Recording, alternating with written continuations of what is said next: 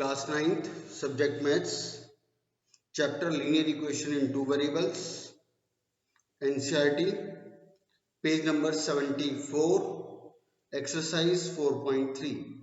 Page number 74, Exercise 4.3.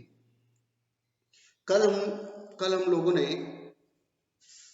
एक linear equation के कैसे सॉल्यूशंस निकालने हैं, कैसे उसकी प्लॉटिंग करनी है, कैसे उसकी ज्वाइनिंग करनी है, ग्राफ की प्रेजेंटेशन के ऊपर तुमने क्वेश्चन किया, डिस्कशन किया।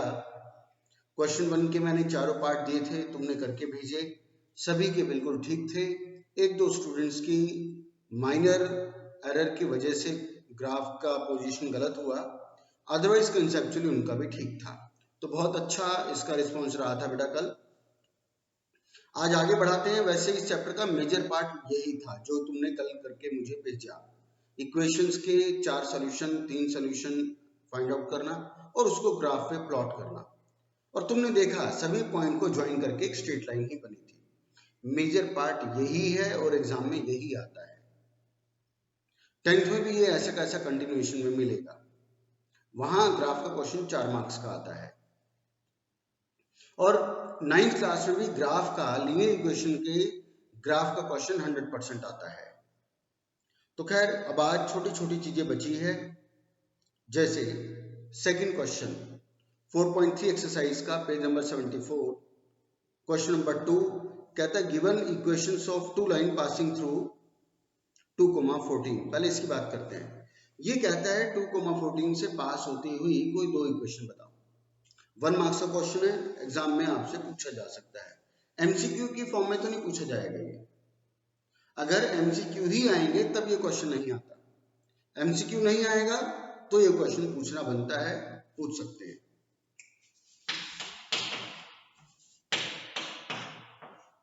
बहुत ही आसान है ये। चलो मैं इसको नहीं लेता, मैं एक दूसरा एग्जांपल लेता हूं। इसको तुम मुझे खुद बना के दोगे। इसने 2,14 कहा है, मैं 1,3 लेके चलता हूं। अब मैं आपको कहता हूं 1,3 एक कोऑर्डिनेट है, इससे पास होती कोई दो इक्वेशन के एग्जांपल दो। तो देखो अब इसको कैसे सोचना है। 1 किसको इंडिकेट करता है? एब्सिसा x को। 3 किसको इंडिकेट कर रहा है? ऑर्डिनेट y को। अब यहां पर 1 एंड 3 इन दोनों का सम कितना बैठेगा? 4 बैठेगा। तो अगर मैं इसको ये लिख दूं x + y = 4 तो कोई दिक्कत नहीं होनी चाहिए, क्योंकि x को स्टैंड करता है, y को स्टैंड करता है और दोनों का सम 4 आ रहा है। तो मैंने इसको x और y की फॉर्म में प्रेजेंट कर दिया, x + y = 4। भाई x में 1 रखोगे, y में 3 रखोगे तो 4 ही तो आ रहा है। बस हो गया खत्म। ऐसे ही तुम्हें उसमें करना है, या दूसरा बना सकते हो। 1 - 3 अगर करूंगा, 1 - 3 तो कितना आएगा? -2, है ना। 1 - 3 अगर करूंगा तो कितना आया? -2। 1 में से 3 को माइनस करके -2। 1 किसको स्टैंड कर रहा है? x को। हमने करवाया क्या है इसको? माइनस। किस में से किसको माइनस किया? 1 में से 3 को माइनस किया है, मतलब x में से y को माइनस किया है और वो कितना आया? -2। सब्स्टिट्यूट करोगे तो यही आ रहा है तुम्हारा, x को 1 और y को 3, तो 1 - 3 -2। या उसमें भी ऐसे ही कर सकते हैं, या और तुम बना लो। अभी मैंने 1 में से 3 को माइनस किया, मर्जी है। अब 3 में से 1 को करा देता हूँ माइनस, 3 में से 1 को कराऊंगा माइनस, 3 में से 1 को माइनस कराऊंगा तो क्या आएगा? +2। तो हम क्या लिखते हैं इसको? 3 मतलब y, -1 मतलब x = 2। 3 इक्वेशन बन गए। तो ऐसे आप कोई भी इक्वेशन बना सकते हो किसी भी कोऑर्डिनेट को लेकर के, ठीक है। तो क्वेश्चन नंबर 2 तुम अपने आप से बना के मुझे दोगे। दूसरा इसने ये कहा कि इस पॉइंट से कितनी लाइंस पास हो सकती हैं, या यहां पर ऐसी कितनी लाइंस हो सकती हैं। 3 तो हम इन्हें बना दी और आगे जितनी मर्जी बना लो, कितनी भी बनाई जा सकती है। अब कोई सोच रहा होगा सर आपने 3 ही तो बनाई है, भाई या तो इसको प्लस कर दोगे, प्लस का तो एक ही ऑप्शन है, या इसमें से इसको माइनस करा दो, या इसमें से इसको। 3 तो केस बने, इससे ज्यादा कहां से आएंगे? इससे ज्यादा भी बना सकते हैं, वो ऐसे बनेंगे। देखो ये जो हमने तरीके डिस्कस किए तो बिल्कुल डायरेक्ट थे। इनडायरेक्ट में थोड़ा सा आपको लेफ्ट राइट होना पड़ेगा। अगर इस 1 को मैं 2 से मल्टीप्लाई कर दूं, किससे? 2 से। अब इसको 3 से कर दूं प्लस, रिजल्ट क्या आया? 5 आ गया ना। किसी से मर्जी मल्टीप्लाई करूं, मेरी मर्जी है। मैंने इसको 2 से मल्टीप्लाई कर दिया, 2 into 1, और जो आएगा उसको +3 कर दूं। +3 कितना आ रहा है? 5। तो उसको कैसे प्रेजेंट करें? 2x + y = 5। बस। या मैं इसको 2 से 4 से कर लो, इसको 4 से मल्टीप्लाई करवा दूं, प्लस उसमें इस 1 को ऐसे का ऐसा ले लूं, तो कितना रिजल्ट आ रहा है? 12 + 1 13। इक्वेशन क्या बनी? 4y है ना, क्योंकि 3 y को स्टैंड कर रहा है, 4 तो मल्टीप्लाई मैंने किया। 1 क्या था? x = 30। तो जो मर्जी कितनी मर्जी बना सकते हो। Infinitely lines can be formed, equations formed. ठीक है, तो इसमें इतना ही आपको करना है। 2 ही एग्जांपल देने हैं आपको। Question number 3, if the point 3,4 lies on the graph, ये find the value of A. Simple, x की जगह 3 सब्स्टिट्यूट करेंगे, y की जगह 4 सब्स्टिट्यूट करेंगे, आपका मिसिंग a आ गया।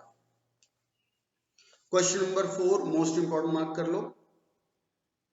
आज तक कोई भी ऐसा स्कूल मैंने नहीं देखा जिस स्कूल में क्वेश्चन नंबर 4 ना आया हो।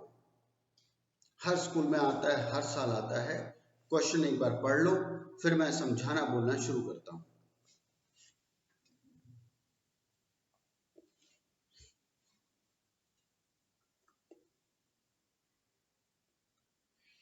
तो तुमने क्वेश्चन को पढ़ा, इसको मैं पहले थोड़ा एग्जांपल से लेता हूं, उसके बाद ज्यादा अच्छी क्लियरिटी इसकी आनी चाहिए। हम लोग, मान लो तुमने एक ऑटो वाले को क्या बुलाया या एक गाड़ी वाले को बुलाया, जो भी, आपने एक ऑटो वाले को बुलाया। उस ऑटो वाले ने कहा, और तुम्हें यहां से एनएसपी जाना है, मान लो यहां से एनएसपी जाना है। अब यहां से तुम्हारे यहां से एनएसपी का डिस्टेंस है, मान लो 12 किलोमीटर है। हम ये मानते हैं तुम्हारे यहां से लेकर के एनएसपी तक का टोटल डिस्टेंस है 12 किलोमीटर। ठीक है, चलो। अब ऑटो वाले ने आपको कहा कि यहां से एनएसपी 12 किलोमीटर है, लेकिन इस 12 किलोमीटर में जो पहला 1 किलोमीटर है उसके तो मैं 8 रुपए लूंगा अलग, उसके तो 8 रुपए लूंगा। पहला 1 जो किलोमीटर इसमें ट्रेवल हो जाएगा, 1 किलोमीटर ट्रेवल के लूंगा 8 रुपए। 1 किलोमीटर ट्रेवल करने के बाद कितना बैलेंस बचेगा? कितना किलोमीटर बैलेंस बचेगा? टोटल था 12, पहले 1 किलोमीटर की उसने कंडीशन लगा दी कि उसके तो अलग से लूंगा मैं 8 रुपए, तो बाकी डिस्टेंस कितना बचा? 11, है ना। टोटल 12 था, 1 का उसने अलग कंडीशन लगा दी, बाकी बच गया 11 किलोमीटर। उसने कहा बाकी जो 11 किलोमीटर बचा उसका 5 रुपए किलोमीटर के हिसाब से दे देना मुझे। तो जब आप एनएसपी उतरोगे तो कितने पैसे दोगे? आप उसे दोगे ऐसे कि भाई देख, पहले 1 किलोमीटर के तो 8 रुपए तूने बोला था, ठीक है, हम कोई गड़बड़ नहीं कर रहे, प्लस बाकी कितना बचा? बाकी बचा 11, उसका कितना किलोमीटर लगाया तूने?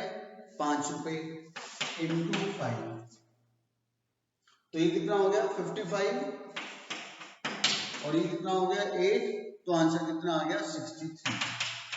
आप उसे 63 रुपीज दे करके वहां से चले जाओगे। यही क्वेश्चन बनी। अच्छा, अब इसको थोड़ा और दूसरे तरीके से लिखा जाए। पहले 1 किलोमीटर के तो 8 रुपए, यहाँ पे तो कोई बहस नहीं है, शुरू में तेरी और मेरी बात हो गई थी, प्लस 5, बाकी कितना डिस्टेंस बचा? 11। अब तुमने पूछा भाई 11 कैसे बचा, तो उसने कहा कि देखो टोटल डिस्टेंस है 12, 1 किलोमीटर तो तुमने पहले ट्रेवल कर लिया, -1, तभी तो 11 आया। तो मतलब क्या हुआ, इस 11 को 12 - 1 में लिखा जा सकता है। कि टोटल 12 था, एक उसमें से आपने ट्रेवल कर लिया 8 रुपए के हिसाब से, बाकी बचा ये मतलब 11, उसके 5 रुपए इज इक्वल टू जो भी आपका बिल बनेगा वो। ठीक है, आगे ना समझ। अब इस क्वेश्चन पर आते हैं। इस क्वेश्चन पर उसने यही हमें कहानी बताई है कि जो पहला 1 किलोमीटर है उसके तो 8 रुपए लगेंगे, इसको तो पहले लिख ही लेते हैं, प्लस अब बाकी कितना डिस्टेंस बचा। इसने कहा था कि टोटल डिस्टेंस है x, जैसे हमारा 12 था, टोटल डिस्टेंस है x में से अब टोटल था x, उसमें से आपने पहले कितना कवर कर लिया, पहले आप ट्रेवल कर चुके हो 1, तो बाकी और कितना बचा करने के लिए x माइनस 1, जैसे 11, 12 माइनस 1।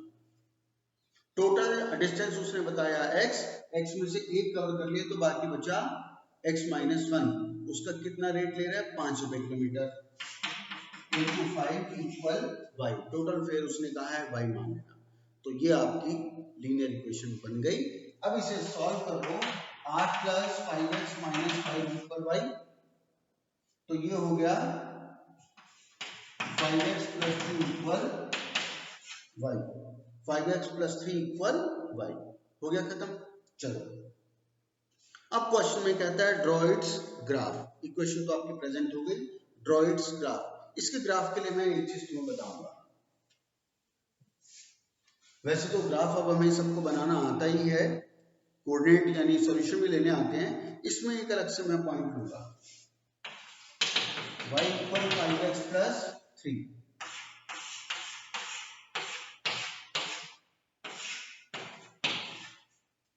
कल एक स्टूडेंट का मुझे ध्यान आया, उसके ग्राफ गलत बने हुए थे और गलती की वजह क्या थी, जैसे मैंने ये लिखा x, ये लिखा y, अब मैं करूंगा क्या, x में सब्स्टिट्यूट करूंगा ना और y आता रहेगा। उसने अब किया क्या गलती, सब्स्टिट्यूट तो किया x में, जो भी x में सब्स्टिट्यूट किया उसको लिख दिया यहां पर, रिजल्ट आ रहा था ऊपर से y का, उसको लिख दिया ऊपर x में, वो ग्राफ ही उल्टा बन गया डायरेक्शन। सॉल्यूशन वाइज ठीक था, प्लॉटिंग वाइज ठीक था, लेकिन इनको ऊपर की वैल्यू नीचे लगा दी, नीचे के ऊपर, और वो सारा गड़बड़ हो गया। चलो खैर, ऐसा आप याद रखना। अब इसके एक बार सॉल्यूशन लेते हैं। x में सब्स्टिट्यूट किया 0, 0 into 5 0, बचा क्या 3 ओवर x में रखा 1, 5 1 जा 5, 5 प्लस 3 8, अब इसमें रखा -1, -1 रखूंगा तो 5 इंटू -1 -5, -5 प्लस 3 क्या आया -2।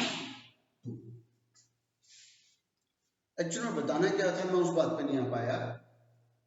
देखो वैसे तो आप लोग ग्राफ शीट पर करेंगे, नहीं ग्राफ शीट पे करने की जरूरत नहीं है, कुछ एक कल स्टूडेंट्स को और भी आया था कि सर इसलिए ग्राफ नहीं बनाया क्योंकि ग्राफ शीट नहीं है। और मुझे हैरानी है, मैंने वीडियो में कल साफ साफ बोला था लास्ट में कि बिल्कुल भी जरूरी नहीं है कि आप ग्राफ पेपर पे ही प्लॉटिंग करके भेजोगे।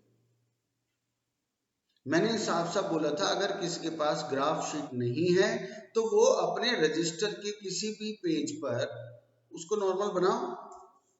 तो आज भी वही है, ग्राफ पेपर की जरूरत नहीं है, ग्राफ नहीं है तो आप अपने रजिस्टर में ही बना करके मुझे भेजोगे। अब मेरा कहना ये है, हमें कोशिश करनी चाहिए ये जो हम कोऑर्डिनेट निकालते हैं, सॉल्यूशन निकालते हैं, छोटे हो, कोशिश करनी चाहिए जितनी छोटी वैल्यू आ जाए, क्योंकि कई बार ग्राफ में उतना स्पेस नहीं होता, उतने कोऑर्डिनेट नहीं आ पाते, इसलिए हमें कोशिश करनी चाहिए छोटे से छोटे वैल्यू डालने के बजाय। अब जैसे 8 आ गया, चलो जो हम ग्राफ बनाएंगे उसमें 8 वाला स्पेस आ जाएगा। पेज अगर छोटे साइज का है तो हो सकता है 8 ना आ पाए, क्योंकि आधे नंबर यहाँ जाएंगे, आधे इस साइड जाएंगे, दोनों तरफ आपको चाहिए, तो हो सकता है 8 किसी का ना आ रहा हो, तो उसे चाहिए इस वैल्यू को छोटा करे। अब छोटा कैसे करें भाई, मैंने डाला था 1, 8 आ गया, डालूंगा 2, 5 इंटू 2 10 प्लस 3 वो 13, वो और भी ऊपर चला गया, 4 डालूंगा वो और भी ऊपर चला जाएगा। तो उसमें हमें करना क्या चाहिए कि अगर मैं x में प्लस वाली वैल्यू डालूंगा तो रिजल्ट भी प्लस में होके और बड़ा ही आएगा। छोटा कब आएगा, जब ये दोनों आपस में माइनस होंगे। छोटा कब होंगे, जब ये आपस में माइनस होंगे। भाई ये देखो ना, -1 डाला -2 आ गया, छोटा हो तो हुआ ही ना, तो इसका मतलब है हमें माइनस में डालना चाहिए। तो x में मैं -2 डाल लेता हूँ, -1 का तो नंबर आ चुका, -2 डाला, कितना हुआ -10, -10 + 3 -7। वैसे तो 7 भी आपका छोटा नंबर नहीं है, ग्राफ के हिसाब से हो सकता है ये भी ना हो पाए, लेकिन 8 से 1 यूनिट तो कम हुआ ना, तो ये आदत हमें डालनी है, बाकी नॉर्मल है, कोई खास बात नहीं है। इसका तुम इक्वेशन भी बनाओगे, इसका ग्राफ भी बना करके मेरे पास भेजोगे। क्वेश्चन नंबर 4 करने की खास ऐसी जरूरत नहीं है, इसको छोड़ा जा सकता है। क्वेश्चन नंबर 6 एक बार पढ़ लो। क्वेश्चन नंबर 6 पढ़ेंगे, पेज नंबर 75 पर है।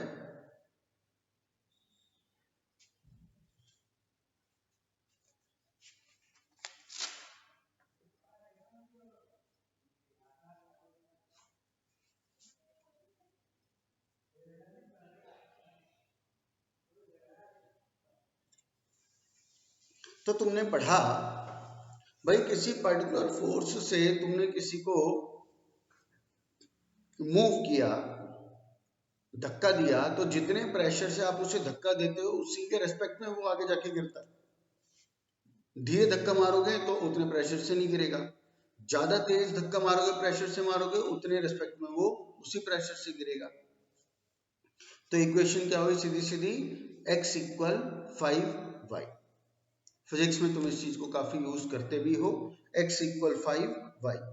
तो नॉर्मल इक्वेशन बनानी है, इसका ग्राफ बनाने की जरूरत नहीं है, इसकी इक्वेशन भी बनाने की जरूरत नहीं है, वैसे मैंने डिस्कस किया।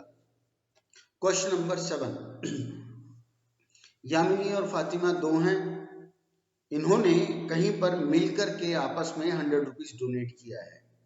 अब इसमें यामिनी ने कितना डोनेट किया होगा, फातिमा ने कितना किया होगा, ये हमें नहीं पता। हमें नहीं पता दोनों ने कितना कितना इक्वल डोनेट किया या कम ज्यादा किया। तो हम ये मान लेते हैं कि यामिनी ने ₹X डोनेट किया होगा और फातिमा ने ₹Y कंट्रीब्यूट उसमें किया होगा। दोनों का कंट्रीब्यूशन हम X एंड Y मान लेते हैं, यामिनी का X और फातिमा का Y। दोनों ने मिलकर कितना कंट्रीब्यूट किया है, 100 रुपीज, दोनों ने मिलकर। तो सोचो इक्वेशन क्या होनी चाहिए, तो इक्वेशन हुई x + y = 100। इक्वेशन हुई x + y = 100।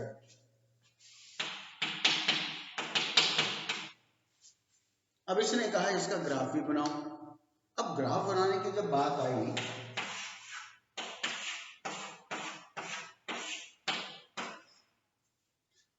यहां से x से y किसी एक को अलग कर लो, कोई खास बात नहीं है। x अलग कर लिया 100 - y,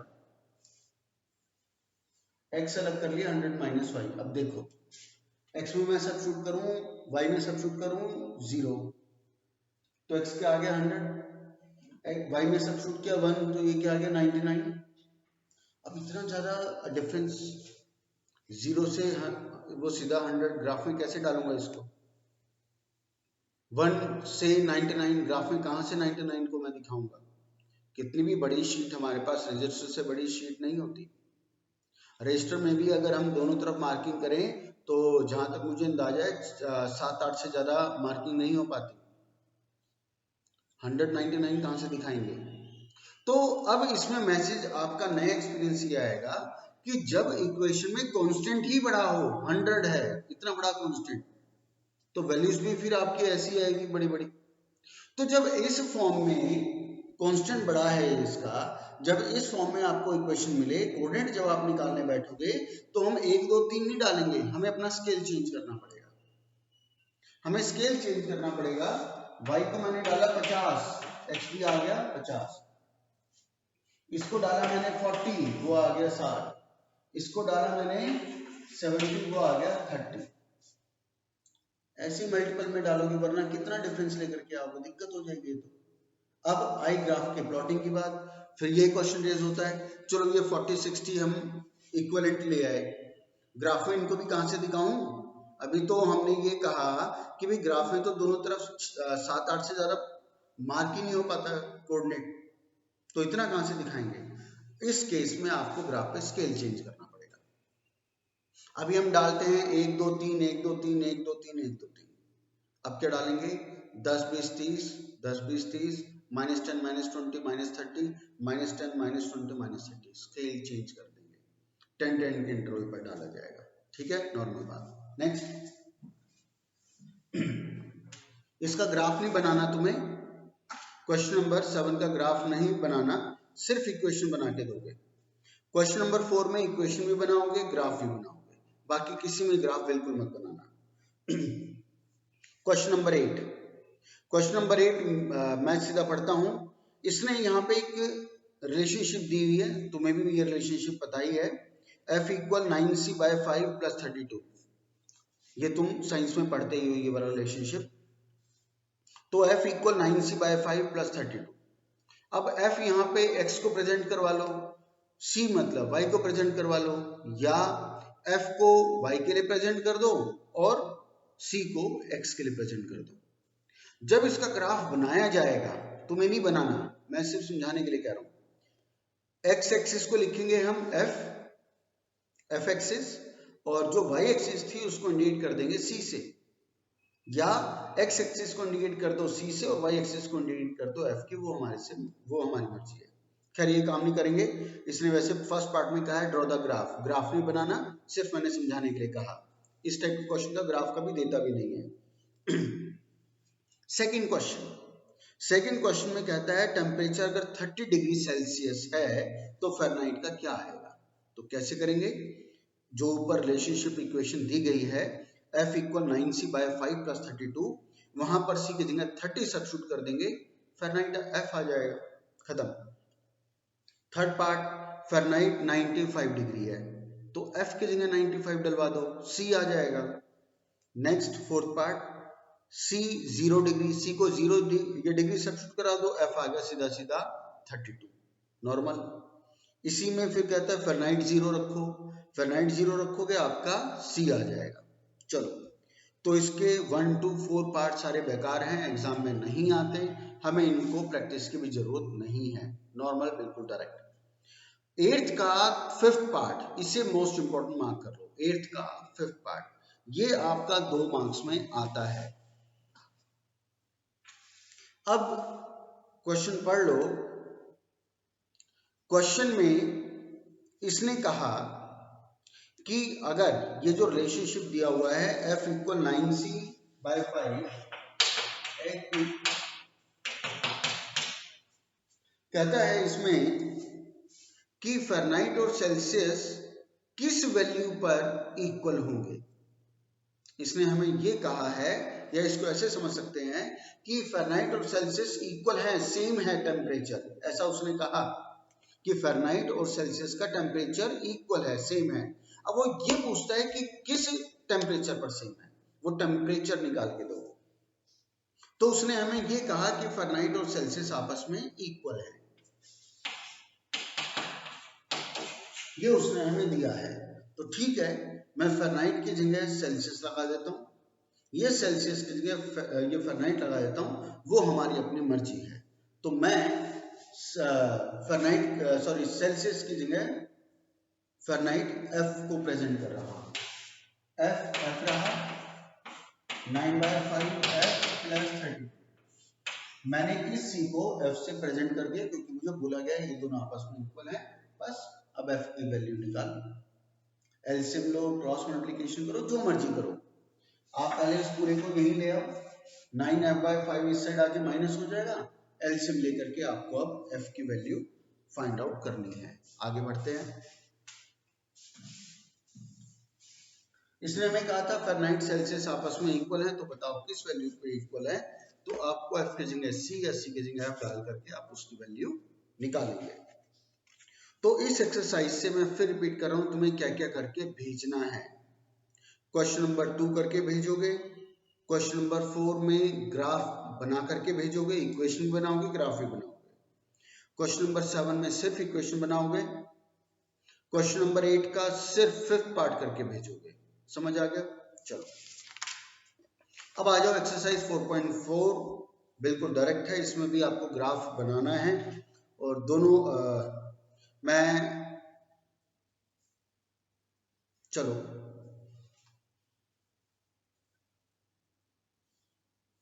मैं इसमें सेकंड क्वेश्चन समझा देता हूँ, फर्स्ट तुम लोग करके भेजोगे। मैं सेकंड क्वेश्चन करूंगा, फर्स्ट तुम मुझे पूरा ग्राफ बना करके दोगे। सेकंड है 2x + 9 = 0। इसने कहा रिप्रेजेंट, इसका ज्योमेट्रिकल प्रेजेंटेशन देना है इन 1 वेरिएबल इन 2 वेरिएबल। जब हम 1 वेरिएबल की बात करते हैं तो आप लोग जो नंबर लाइन बनाते हो वो सिंगल वेरिएबल के लिए ही प्रेजेंट होती है, ठीक है। जो आप नंबर लाइन पे किसी भी नंबर को मार्क करते हो तो वो सिस्टम 1 वेरिएबल का ही होता है, और जब कार्टेशियन प्लेन बनाते हैं तो वो 2 वेरिएबल के लिए प्रेजेंट होता है, क्योंकि उसमें एक्स एक्सिस वाई एक्सिस दोनों आती है। तो जैसे कि क्वेश्चन नंबर 2 है 2x + 9 = 0, तो पहले तो अगर सिंगल वेरिएबल में प्रेजेंट करना है तो यहाँ x फाइंड आउट करेंगे।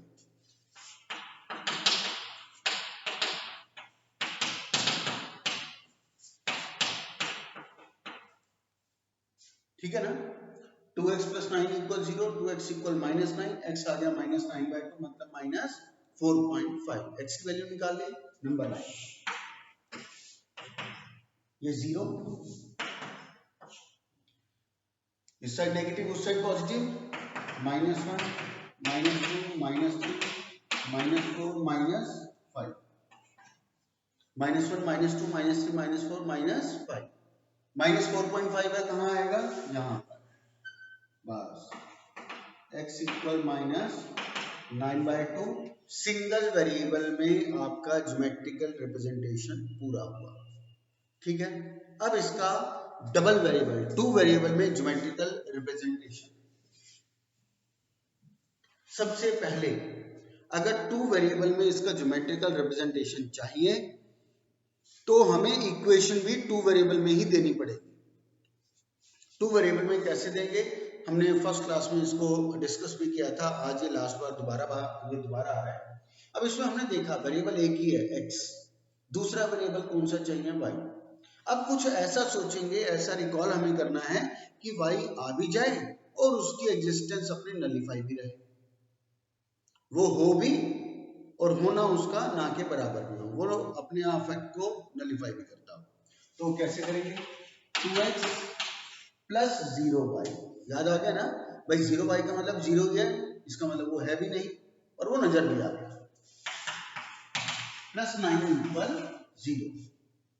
अब यहां पर अगर मान लो 2y होता है, 2y + 9, अब मुझे x चाहिए तो कैसे करता, 0x + 2y + 9 = 0। जो नहीं है और आपको चाहिए डबल वेरिएबल में प्रेजेंट करवाने के लिए 0x या 0y लगा के अपना पूरा करेंगे हम। चलो डबल वेरिएबल में इक्वेशन आ गई, ग्राफ प्लॉट करके देना है। डबल वेरिएबल में ज्योमेट्रिकल रिप्रेजेंटेशन किस पे होगा, कार्टेशियन प्लेन पर, तो उसके लिए हमें इसके अब सॉल्यूशन निकालने पड़ेंगे। y को तो अलग नहीं कर सकता क्योंकि 0 इसके साथ है, y तो अलग नहीं हो सकता क्योंकि 0 इसके साथ है, तो x अलग हो पाएगा, है ना, क्योंकि y 0 है तो उसको कैसे अलग करोगे, वो तो नहीं हो पाएगा, तो x को अलग करते हैं। 2x = -9 - 0y, x = -9 - 0y/2, ठीक है। अब इसका बॉक्सेस लेते हैं,